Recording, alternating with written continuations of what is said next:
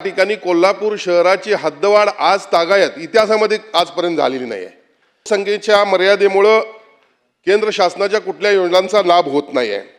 अध्यक्ष महोदय, आज शहरामध्ये जर पाहिलं तर शहरातील रस्ते, शाळा, दवाखाने, ट्रॅफिक सिस्टीम त्या ठिकाणी कंट्रोलमध्ये नाही आहे।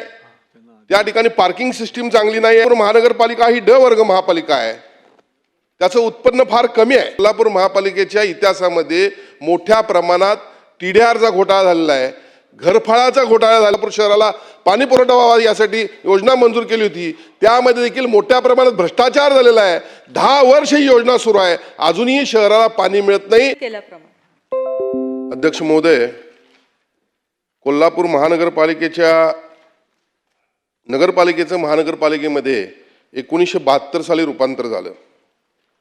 खरं म्हणजे आजपर्यंत आपल्याला दिसतंय की ज्या ज्या नगरांचा हद्दवाढ झालेली आहे त्या नगरांचा विकास झालेला आहे। मग नागपूर असेल, ठाणे असेल, पुणे असेल, नाशिक असेल, संभाजीनगर असेल, या ठिकाणी कोल्हापूर शहराची हद्दवाढ आज तागायत इतिहासामध्ये आजपर्यंत झालेली नाही आहे।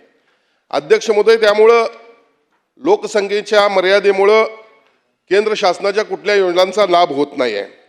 अध्यक्ष महोदय, आज शहरामध्ये जर पाहिलं तर शहरातील रस्ते, शाळा, दवाखाने, ट्रॅफिक सिस्टीम त्या ठिकाणी कंट्रोलमध्ये नाही आहे। त्या ठिकाणी पार्किंग सिस्टीम चांगली नाही आहे आणि म्हणून कुठल्याही अम्युनिटीज त्या ठिकाणी आम्ही पुरवू शकत नाही आहे।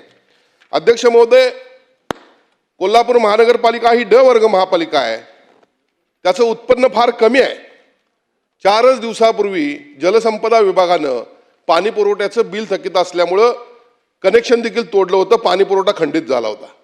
अध्यक्ष महोदय, 1998 साली डेव्हलपमेंट प्लॅन मंजूर करण्यात आला, त्याप्रमाणे एकही रस्ता आम्ही करू शकलो नाही, एकही अम्युनिटीज आम्ही देऊ शकलो नाही।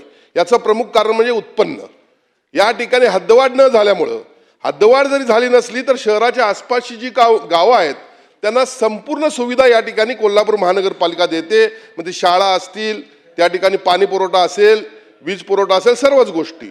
असं असताना अध्यक्ष महोदय, या ठिकाणी शहराची हद्दवाढ व्हावी यासाठी सातत्यानं अध्यक्ष महोदय शहरातील नागरिकांची मागणी होते।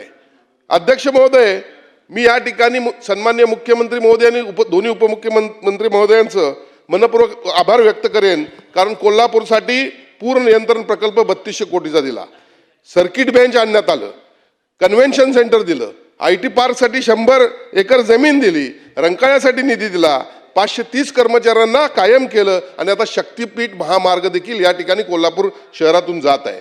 अध्यक्ष महोदय, यामध्ये उत्तरामध्ये हद्दवाढ निवडणूक प्रक्रिया म्हणजे महानगरपालिका ज्या निवडणुका झाल्या ती प्रक्रिया पूर्ण झाल्यानंतर हद्दवाढीचा प्रस्ताव शासनाकडे सादर केला असून कोल्हापूर महापालिकेनं त्यावर शासन स्तरावर कारवाई सुरू आहे, अशा पद्धतीचं उत्तर आलेलं आहे। अध्यक्ष महोदय, या ठिकाणी माझा स्पेसिफिक प्रश्न आहे, आता निवडणुका झालेल्या आहेत तर हद्दवाढ कधी हा निश्चित तारीख आपण या ठिकाणी आम्हाला सांगण्यात येणार काय? त्याचबरोबर अध्यक्ष महोदय, या ठिकाणी 2019 आणि 21ला मोठ्या प्रमाणात पूर परिस्थिती निर्माण झाली आणि त्यामुळे मोठ्या प्रमाणात रस्ते खराब झाले, क्रीडांगणं वाहून गेली, त्या ठिकाणी बाग बगीचे वाहून गेले आणि म्हणून यासाठी एक वेगळा निधी, एक वेगळं पॅकेज या ठिकाणी शासनाच्या वतीनं आम्हाला देण्यात येणार का?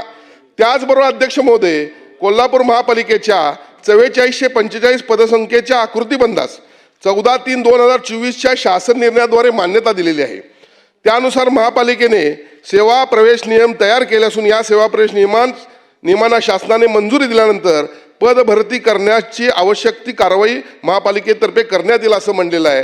तर अध्यक्ष महोदय, यासाठी शासन या ठिकाणी याला मंजुरी कधी देणार असा एक माझा प्रश्न आहे। आणि अध्यक्ष महोदय, अतिशय महत्त्वाचा प्रश्न म्हणजे कोल्हापूर महापालिकेच्या इतिहासामध्ये मोठ्या प्रमाणात टीडीआरचा घोटाळा झालेला आहे, घरफाळाचा घोटाळा झालेला आहे आणि त्याचबरोबर कोल्हापूर महापालिकेसाठी शासनानं जे 450 कोटी रुपये खर्च करून काळमावडी धरणातून थेट पाईपलाईननं कोल्हापूर शहराला पाणी पुरवठा व्हावा यासाठी योजना मंजूर केली होती.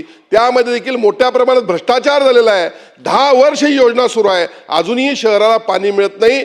सणासुदीच्या दिवसामध्ये महिलांना घागरी घेऊन रस्त्यावर उतरावं लागतं. त्यामुळे या तिन्हीची चौकशी शासन करणार काय, असे माझे 3 स्पेसिफिक प्रश्न आहेत. महोदय, जसं सन्माननीय मंत्री महोदयांनी हिस्टॉरिकल प्लेस असा कोल्हापूरचा उल्लेख केला, ते ॲक्च्युली हीच परिस्थिती आहे. कोल्हापूर हिस्टॉरिकलच आहे. जरी गावांचा विरोध असला अध्यक्ष महोदय, तर या सर्व गावांना आपण या ठिकाणी सर्व सोयी सुविधा देतोय. आणि मग काही राजकीय कारणानिमित्त जर त्यांना अशा पद्धतीने ते विरोध करत असतील तर ते योग्य नाही. आणि म्हणून ज्या पद्धतीने मंत्री महोदयांनी सांगितलं की 2027 पर्यंत जरी आता नवीन मतदारसंघ होत असल्यामुळं हद्दवाढ करू शकत नसलो, तर माझा एक स्पेसिफिक प्रश्न फक्त आहे की ते झाल्या आपण हद्दवाढ करणार का? अशाच नवनवीन अपडेट्ससाठी डिजिटल कोल्हापूर चॅनेलला सबस्क्राईब करायला विसरू नका.